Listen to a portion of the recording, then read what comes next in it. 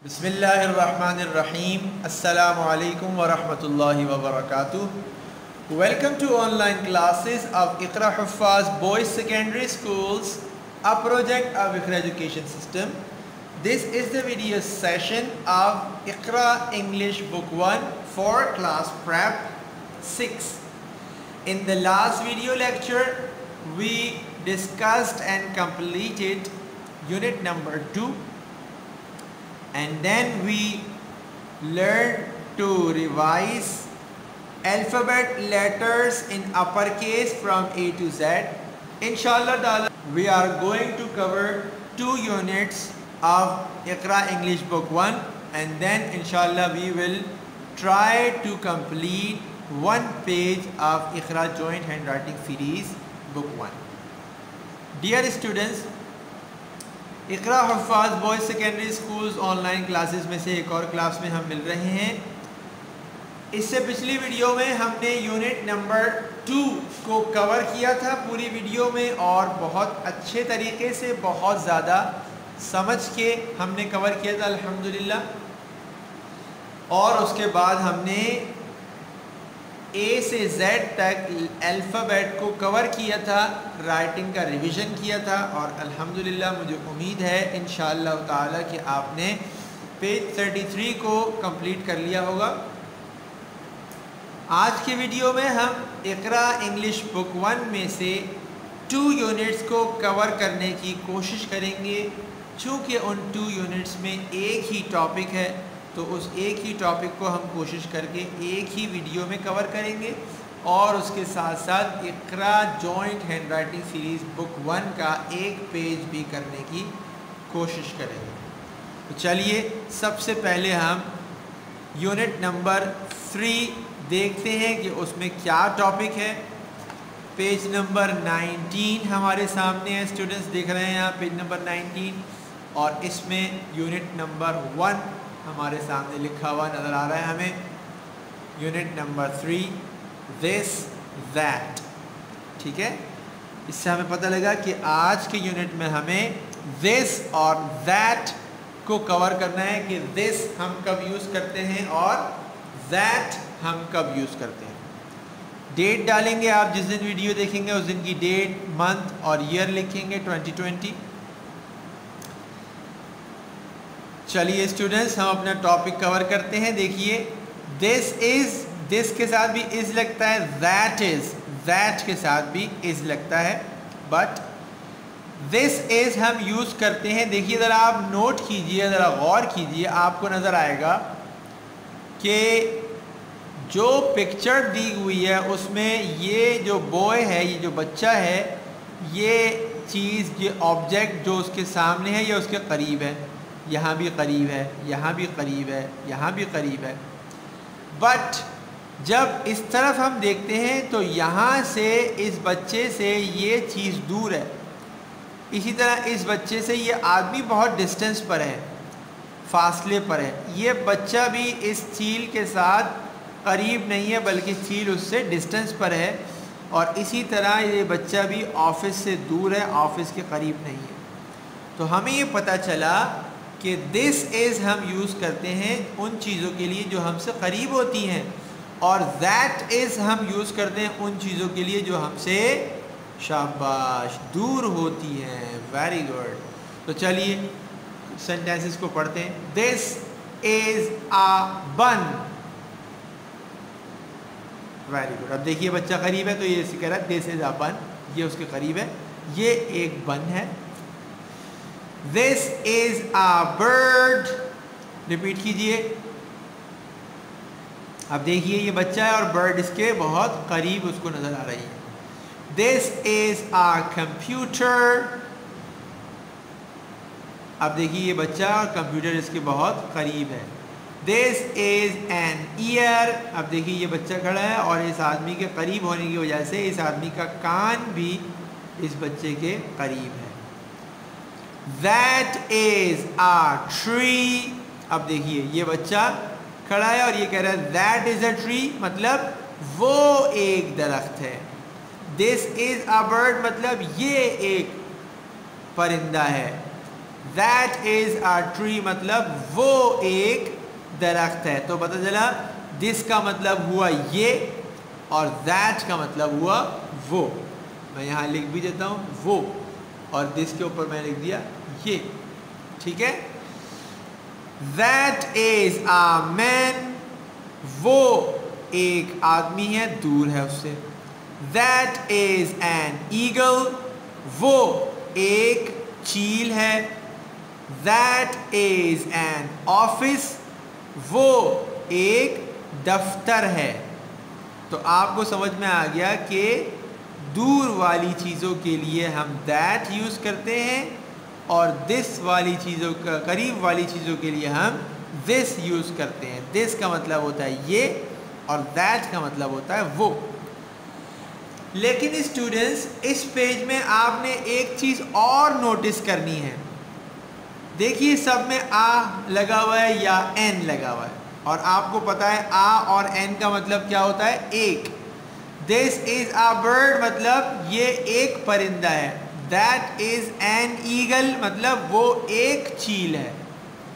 मतलब ये हमें पता लगा कि दिस और दैट ये जब हम यूज़ करते हैं, जब कोई चीज़ हमसे करीब हो या दूर हो, लेकिन वो क्या हो, नंबर में कितनी हो, एक हो, एक से ज़्यादा ना हो, 3 4 ना हो, बल्कि सिर्फ एक चीज़ हो, तो उस एक चीज़ के लिए हम करीब हो तो दिस यूज़ करते हैं, दूर हो तो दैट यूज़ करते हैं। देखो दैट इज़ एन ऑफिस, वो एक दफ्तर है। ठीक है, दिस इज़ एन ईयर, वो एक कान है, ये एक कान है। That is a tree मतलब वो एक दरख्त है। This is a bun मतलब ये एक बन है। तो हमें पता लगा कि this और that को हम यूज़ करते हैं एक चीज़ को डेमोन्स्ट्रेट करने के लिए, एक चीज़ को ज़ाहिर और वाज़े करने के लिए, उसकी तरफ हमें इशारा करने के लिए जब हमें बोलना होता है, तो एक चीज़ के लिए हम दिस यूज़ करते हैं या फिर दैट यूज़ करते हैं। अगर दूर हो तो दैट, करीब हो तो दिस यूज़ करते हैं। अब इसी तरह ज़रा जल्दी से आप लोग देखिए अपनी बुक में पेज नंबर 29, ये देखिए 29 मैंने खोल लिया पेज, और 29 पर यूनिट नंबर 5 है, लिखा हुआ है these those, these those। ठीक है, और देखिए यहाँ लिखा हुआ है आपको समझाने के लिए this स्लैश डाल के these, फिर लिखा हुआ है that और स्लैश डाल के those, मतलब this और these का आपस में ताल्लुक़ है, रिलेशन है, और that और those का भी आपस में रिलेशन है। और रिलेशन क्या है,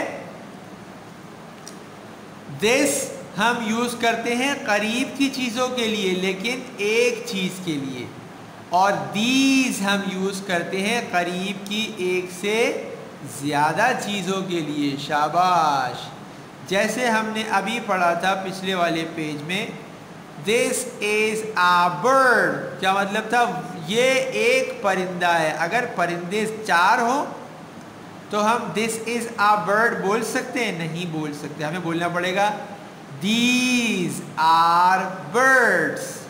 ठीक है, ज़रा इसको पढ़ते देखिए, दिस इज़ अ रूलर, पढ़िए आप लोग। अब देखिए सामने एक रूलर की पिक्चर बनी हुई, एक स्केल है, तो कहा जा रहा है ये एक रूलर है। ठीक है, इसमें दिस यूज़ किया, दिस के बाद इज़ यूज़ किया, इज़ के बाद आ यूज़ किया, और आ के बाद इसका नाम लिखा रूलर।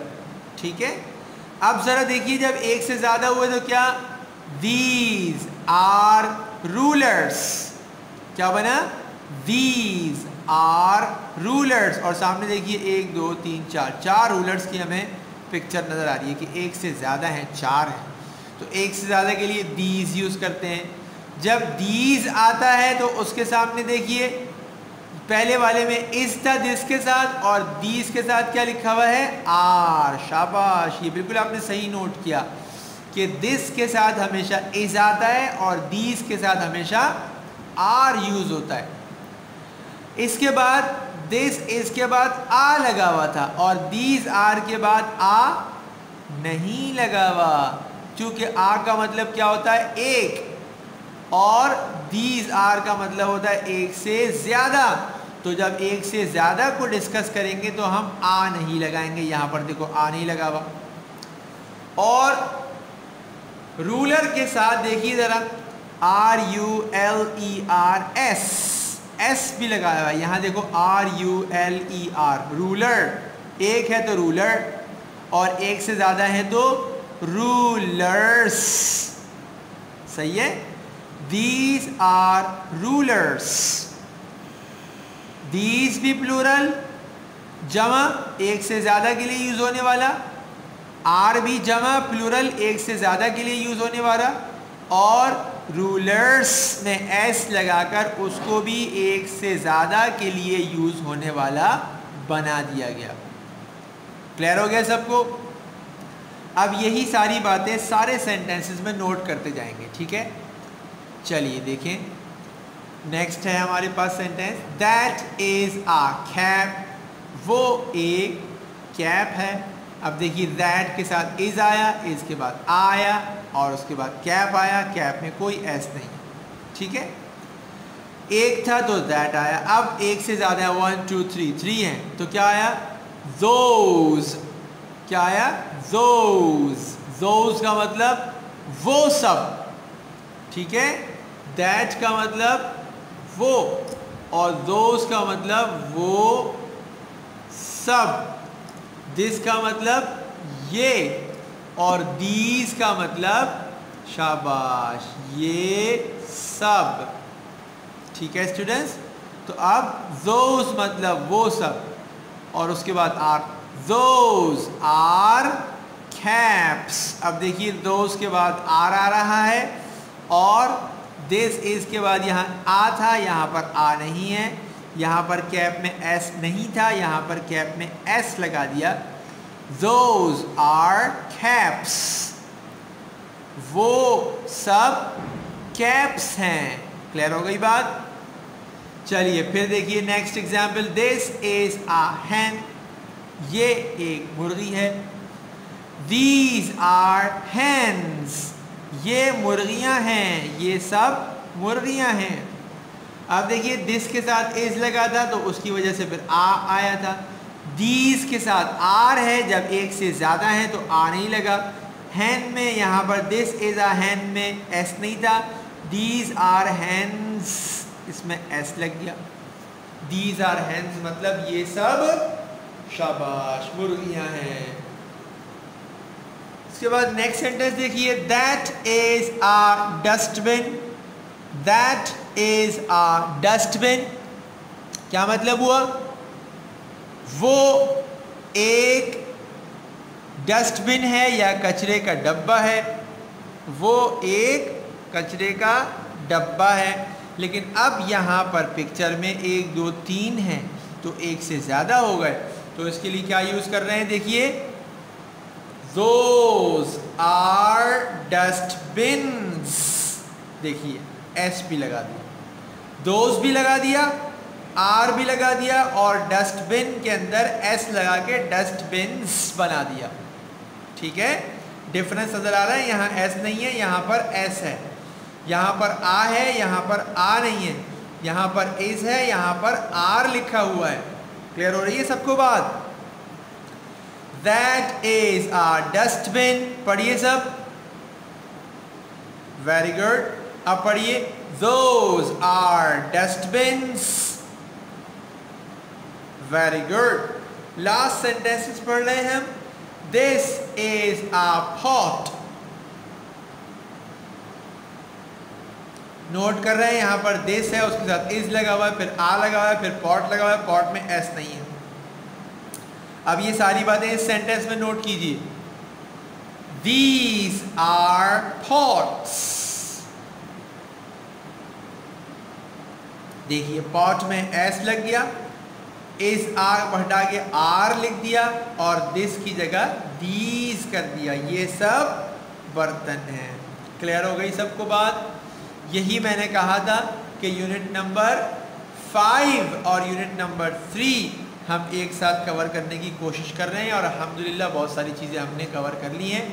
चलिए अब यूनिट नंबर 3 का हम एक और पॉइंट कवर करते हैं। उसमें हमने एंड को यूज़ करना है कि एंड कैसे यूज़ करते हैं। जब दो सेंटेंसेस को मिलाना हो तो दो सेंटेंसेस को जॉइन करने के लिए हम एंड यूज़ करते हैं। पेज नंबर 20 खोला हुआ है इस वक्त मैंने, ठीक है, पेज नंबर 20। देखिए एक सेंटेंस है दिस इज आ हैन और एक सेंटेंस है दैट इज आ डक। बीच में एंड लगा के इन दोनों को जोड़ दिया। This is a hand and that is a duck. पढ़िए आप लोग, वेरी गुड। एक बार फिर पढ़िए, this is a hen and that is a duck. Very good. इसके बाद नेक्स्ट सेंटेंस हमारे सामने है, this is a book and that is a pencil.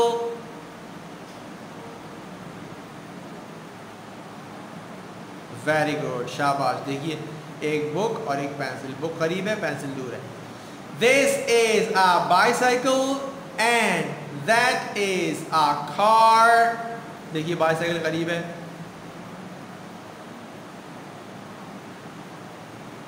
और कार दूर है। This is a lamp and that is a window। देखिए lamp बिल्कुल एरो से करीब है और विंडो एरो से दूर है। This is a bottle and that is a basket। देखिए बॉटल करीब है और बास्केट दूर है। पढ़िए इसको। डियर स्टूडेंट्स, दो पॉइंट्स आपने और नोट करने हैं इन सेंटेंसेस में। क्या क्या? पहला पॉइंट आपने ये नोट करना है, देखिए एंड के बाद जो सेंटेंस लिखा है उसका फर्स्ट लेटर कैपिटल नहीं है, स्मॉल है। नजर आ रहा है सबको? बल्कि जबकि ये शुरू वाला कैपिटल है, सब में ऐसा ही है, शुरू वाला कैपिटल है लेकिन बीच वाला ये कैपिटल नहीं है, क्योंकि एक ही सेंटेंस है यहाँ से लेके पूरा यहाँ तक, इस जगह तक एक ही सेंटेंस है। इसी तरह ये भी यहाँ से लेके पूरा यहाँ तक एक ही सेंटेंस है, तो एंड के बाद टी कैपिटल नहीं किया। दूसरी चीज़ ये देख रहे हैं आप कि हर एक सेंटेंस जब ख़त्म हो रहा है तो लास्ट में आपको क्या नज़र आ रहा है? फुल स्टॉप नज़र आ रहा है। ये देखिए, ये देखिए, सब जगह पर आपको फुल स्टॉप नज़र आएगा। तो आप याद रखिएगा कि जब सेंटेंस एंड होगा तो फुल स्टॉप आपको लगाना होगा। क्लियर हो गई बात? इसके बाद चलते हैं अब नेक्स्ट पेज में, पेज नंबर 21। वही एक्टिविटी है, आपने उनके साथ दिस और दैट यूज़ करना है। चलिए, this is an aeroplane, that is a carrot, this is a star, that is a road, this is a frog, that is a goat, बकरी को goat कहते हैं। This is a cup, that is a cupboard, अलमारी को क्या बोलते हैं? cupboard। Clear हो गई बात? इसके बाद नेक्स्ट है learn to write. This is that is, देखिए ये बच्चा है, इससे ये चीज़ दूर है, लिखा हुआ दैट इज अ विलेज, वो एक गांव है।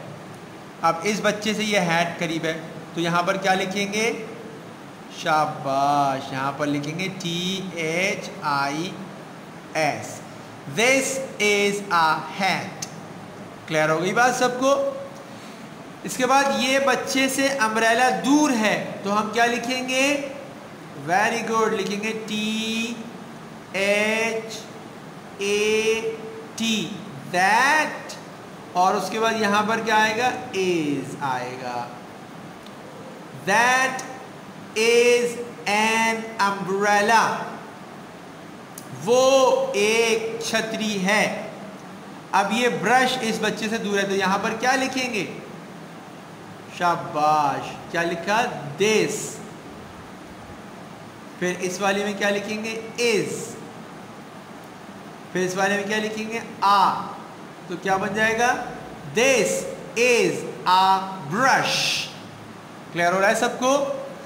और सबसे लास्ट में ये क्या है? ट्रेन का इंजन है, इंजन लिखा हुआ है, इंजन, लेकिन इंजन इस बच्चे से दूर है तो क्या लिखेंगे? THAT, that. उसके बाद इस वाले में IS, इज। और इसके बारे में इंजन। जरा पढ़ के इसको देखिए, इंजन, इंजन। इंजन में ओपनिंग साउंड आ रहा है आ, तो इंजन से पहले आ लगेगा या एन लगेगा? मैंने बताया था जब आ ओपनिंग साउंड हो तो एन लगता है। वेरी गुड, यहां पर लग रहा है एन इंजन। ठीक है, that is an engine. Clear हो गई सबको ये बात? Now let's come to the next page. Next page, page number 22 में हमारे पास वर्ड बैंक के वर्ड्स हैं। आप इनकी स्पेलिंग्स पढ़ लें। सबसे पहला है इसमें वर्ड बैंक के वर्ड्स में क्या है? ये पार्ट्स ऑफ होम हैं, हमारे घर के पार्ट्स हैं। पहला क्या है? Bathroom, BATHROOM, bathroom. Second kitchen, KITCHEN, kitchen. Number 3 पर ड्राइंग रूम, DRAWING ROOM। देखिए ड्राइंग ऊपर लिखा है, रूम नीचे लिखा, मतलब ड्राइंग रूम लिखते वक्त जब हम लिखेंगे तो इन दोनों में हमें गैप देना होगा। सही है? ड्राइंग अलग वर्ड है और रूम अलग वर्ड है, लेकिन बाथरूम एक ही साथ लिखा है तो ये बाथरूम एक ही वर्ड है। बाथ अलग और रूम अलग नहीं है। सही है? इसके बाद गैरेज, गैरेज जहाँ पर गाड़ियाँ पार्क करते हैं, GARAGE, garage. Second last is dining room, DINING, dining, ROOM, room. अब देखिए डाइनिंग ऊपर लिखा है, रूम नीचे लिखा है, इसका मतलब क्या है कि इन दोनों में गैप आता है, इन दोनों के बीच में। And the last word is bedroom, BEDROOM, bedroom एक ही साथ लिखा हुआ है, इसका मतलब है कि इन दोनों वर्ड्स में गैप नहीं आता। क्लियर हो गई बात? Now let's come to page number 23 पर हमारे पास आज के इस यूनिट की लास्ट एक्टिविटी है, यूनिट नंबर 3 की। क्या एक्टिविटी है? सेकंड लास्ट एक्टिविटी है। सबसे पहले ये वाली, इसमें क्या करना है आपको? पार्ट्स ऑफ हाउस के नाम लिखने हैं। देखिए, colour and right the parts of home. Colour भी कर सकते हैं आप, जो कलर भी करना चाहें कर दें, और उसके बाद उसमें उसका यहाँ पर पार्ट का नेम लिखेंगे। देखिए फ्रिज रखा हुआ है, स्टोव रखा हुआ है, तो ये फ्रिज और चूल्हा वगैरह कहाँ पर होते हैं? वेरी गुड, ये कहाँ पर होते हैं? किचन में होते हैं। तो हमने लिख दिया KITCHEN, किचन। ठीक है, इसके बाद लिखा हुआ बाथटब और वॉश बेसन। ये सब चीज़ें कहाँ पर होती है? जहाँ पर हम जाते हैं नहाने के लिए, अपने आप को साफ सुथरा करने के लिए। तो क्या हो गया ये? Bathroom, BATHROOM,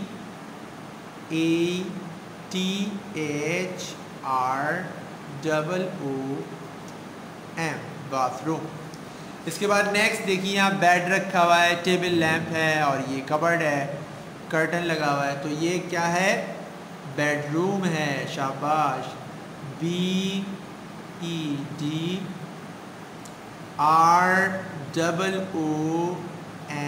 bedroom.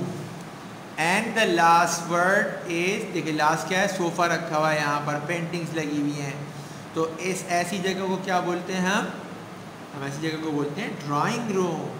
तो चलिए लिखते हैं यहाँ पर DRAWING,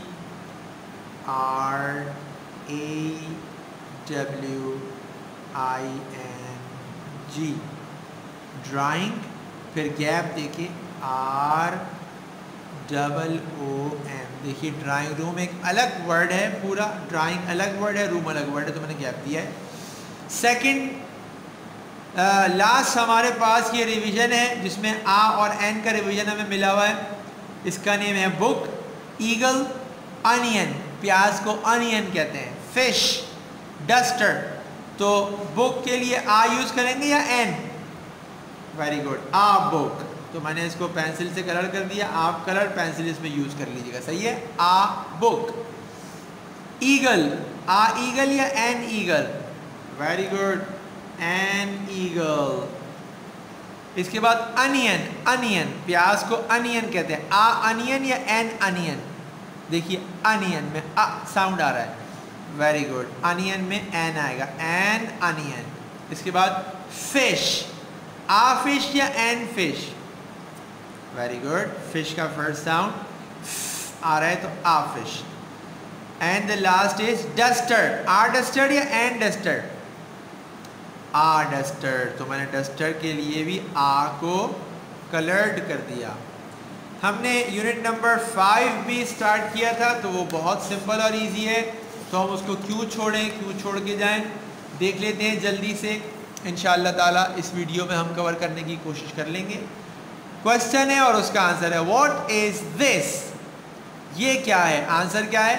this is a tag, ये टैग है। इन दोनों बच्चियों से नज़दीक है इसलिए दिस यूज किया। What are these? ये सब क्या हैं? बच्ची ने बताया दीज आर टैग्स, ये सब टैग्स हैं। तो ये प्लूरल थे तो दीज आ गया, एक से ज़्यादा थे तो दीज आ गया। What is that? वो क्या है? बच्चे ने कहा दैट इज एन एंट, वो एक चींटी है। ठीक है, क्योंकि वो दूर है दोनों से। अब इसके बाद दोबारा बच्चे ने पूछा व्हाट आर दोज? वो सब क्या हैं? तो बच्चे ने कहा दोज आर एंट्स, वो सब क्या हैं? चींटियां हैं। इसके बाद अब ये दोनों चीज़ें बच्चियों से करीब हैं। What is this? बच्ची ने पूछा ये क्या है? बच्ची ने बताया दिस इज आ कॉइन, ये एक सिक्का है। What are these? ये इतने सारे सब क्या हैं? दूसरी बच्ची ने कहा these are coins, ये सब सिक्के हैं। बात समझ में आ गई सबको? इसके बाद नेक्स्ट में हमारे पास एक्टिविटी है पेज नंबर 32 पर।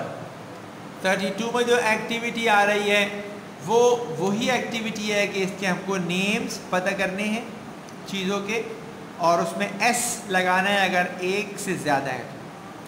इसको क्या पढ़ा था हमने शुरू में, याद होगा आपको, पहले लेसन में पढ़ा था विकेट्स। Very good. और ये तो आपको पता ही होगा, बहुत खेलते होंगे आप। गुब्बारे को क्या बोलते हैं? बलून, और एक से ज़्यादा हो तो बलून्स। और ये स्पून, तो ज़्यादा है तो क्या बोलेंगे? स्पून्स।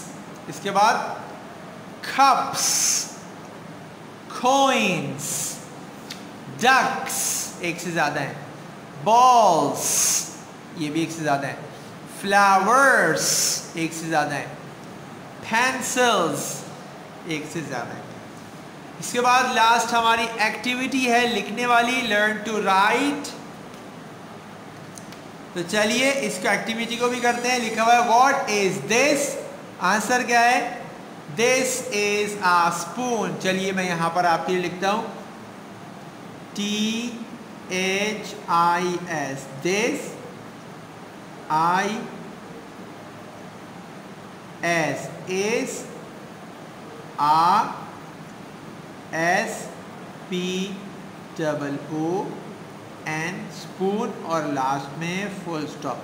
स्टूडेंट्स यहाँ पर ज़रा छोटी राइटिंग आपको लिखनी होगी क्योंकि जगह कम है, तो हमें कोशिश करनी होगी कि हमारा सेंटेंस पूरा आंसर जो हमें लिखना है वो पूरा आ जाए।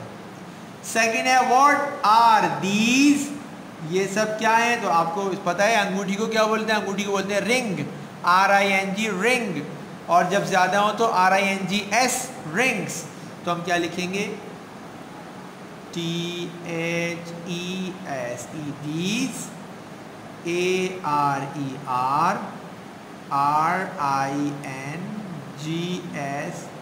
रिंग्स, और लास्ट में फुल स्टॉप। ये क्या है? अभी मैंने बताया था आपको बादाम। बादाम को इंग्लिश में क्या बोलते हैं? Almond, ALMOND। What is that? वो क्या है? तो हम क्या आंसर देंगे? THAT, that. IS is, almond के लिए एन यूज करते हैं, एन आमंड, फिर ALMOND। थोड़ा सा बाहर निकल गया, कोई मसला नहीं है, ठीक है। Almond, that is N almond. इसके बाद लास्ट, व्हाट आर दोज? वो सब क्या हैं? तो ये क्या है? बनानास। हम क्या लिखेंगे? THOSE, दोज,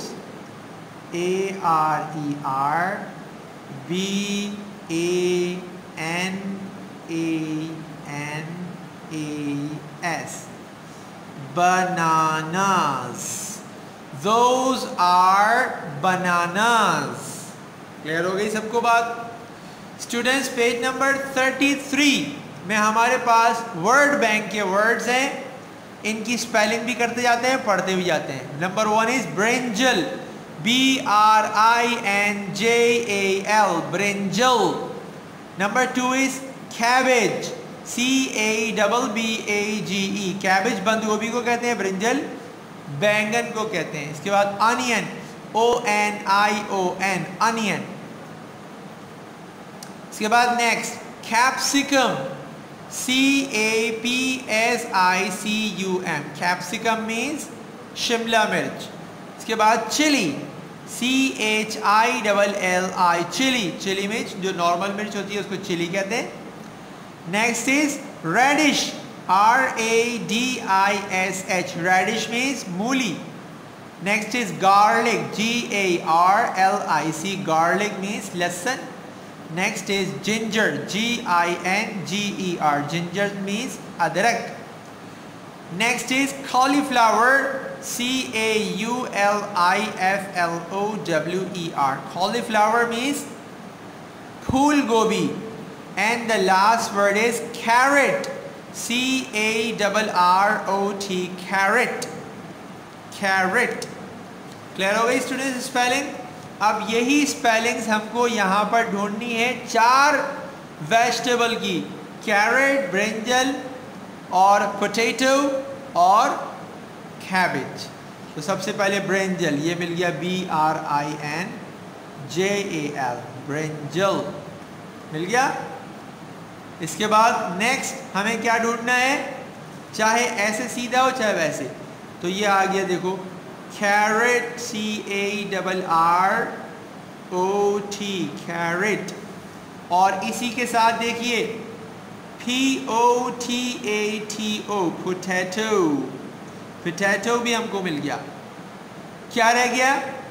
कैबेज रह गया। ये रहा देखिए, CABBAGE, कैबेज। कर लिया हमने, ढूंढ लिया। चलो भाई, लास्ट एक्टिविटी हमारे इस यूनिट की है रिवीजन। इसमें हमें आंसर लिखना है। इज दिस अ कैटल, क्या ये केतली है? अगर है तो हम क्या कहेंगे? YES, यस, फिर कॉमा लगा के IT8 और IS, इज, और फुल स्टॉप। क्या बन गया? Yes it is. Is this N onion, क्या ये प्याज है? तो ये प्याज तो नहीं है, तो स्ट्रॉबेरी है। तो हम क्या कहेंगे? NO, नो, फिर कॉमा लगाया, फिर लिखा IT8, IS, इज, NOT, फिर लगाया फुल स्टॉप। क्या बन गया? No it is not. इसके बाद इज दिस अ लीफ, क्या ये पत्ता है? तो हम क्या कहेंगे? YES, यस, फिर कॉमा लगा के IT8, फिर IS, इज, फिर full stop. Yes it is. Clear हो गई students? This is the end of today's video session, and I hope inshallah ta'ala you have clearly understood about usage of this and that, these and those. आज की video अपने ख़त्म को पहुँची है students, और इंशाल्लाह मुझे उम्मीद है कि आप अच्छी तरीके से this, that, these and those का यूजेज भी समझ चुके हैं, और इन सारे यूनिट्स में हमने जो जो एक्सरसाइजेस सॉल्व किए हैं उन एक्सरसाइजेस को भी आप अच्छी तरीके से समझ चुके हैं।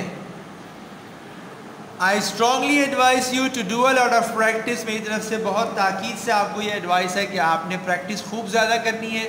जो जो काम वीडियो के अंदर मैंने इस वीडियो के अंदर दोनों यूनिट्स में कराए हैं, ये आपने वीडियो रोक कर मेरे साथ साथ करते जाने हैं। थोड़ी देर के लिए आप वीडियो को पॉज कर देंगे, फिर स्क्रीन पर देखकर आप एक्सरसाइज जहाँ मैंने सॉल्व किए लिखा है पेंसिल से, उसको आप लिखते चले जाएंगे। In case of any problem you may leave us a message, इंशाअल्लाह ताला we will give you immediate feedback. अगर आपको समझने में, काम करने में कोई भी प्रॉब्लम हो तो आप हमें मैसेज के थ्रू बता सकते हैं, इंशाअल्लाह आपको उसका फीडबैक बहुत जल्द दे दिया जाएगा। अस्सलामु अलैकुम व रहमतुल्लाहि व बरकातुहू।